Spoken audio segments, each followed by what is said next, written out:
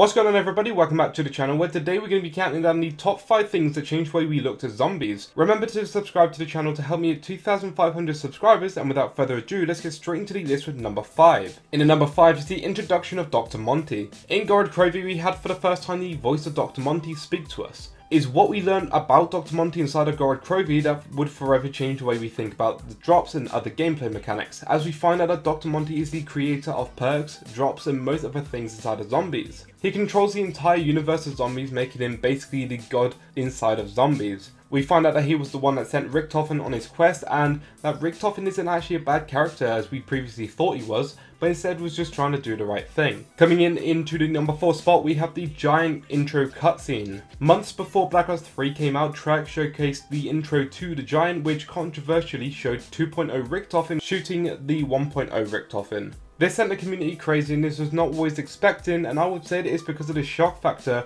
that this actually had the right reaction from the community. Regardless, after this was shown publicly, the community started to theorize why Richtofen had to shoot his 1.0 self. At the time, we knew nothing of the Black Ops 3 storyline, and so we didn't know about the saving the souls, we didn't know the direction of Black Ops 3 at all, so to see this kind of intro was mental to think about. Coming into the number 3 spot, we have blowing up the Earth. Probably still referred to as one of the best Easter egg endings. On Moon, we ended up blowing up the Earth, and we had no idea at the time the repercussions we would see subsequent to this event.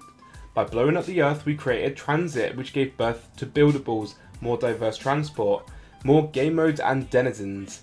We had Nuketown as well, which was in my opinion a very basic map, but it's still very fun to play and it was very challenging. If it wasn't for this series of events that happened in Moon, we probably would have had a different ending in the Eisendrache ending cutscene. In at number 2, we have two-way Easter eggs. During Black Ops 2, we had on most maps the option to do the Easter egg in 2 different directions. This introduced to us the idea that we had more than one outcome, and maybe the timeline is more convoluted than we previously thought. It's not as simple as following the steps and getting the information needed for the storyline, but now we have 2 possible reasons why something could happen. Who's now in control, and why are there different sides to these Easter eggs? Even in Mob of the Dead, we had the choice to continue or to break the cycle. And in the number 1 spot, we have the Zombies comic. When you've read all 6 zombie comics, you realise that you have a lot of storyline information in them that will change the way you look at the Victor's crew. In short, understanding that they are currently cryogenically frozen underneath Alcatraz and have been there since Espo Noshima's ending cutscene, and the fact that they've been in contact with Richtofen and the Chronorium really gives you a good idea of what they went through up until the point of when they froze themselves. But this also gives us the insight into the future, because we need to know what's happening to the Victor's crew.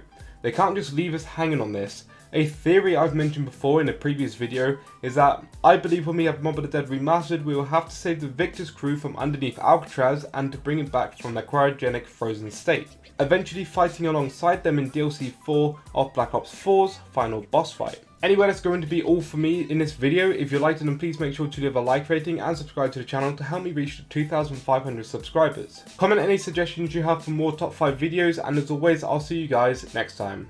Peace out. If I could take you up in paradise, if you would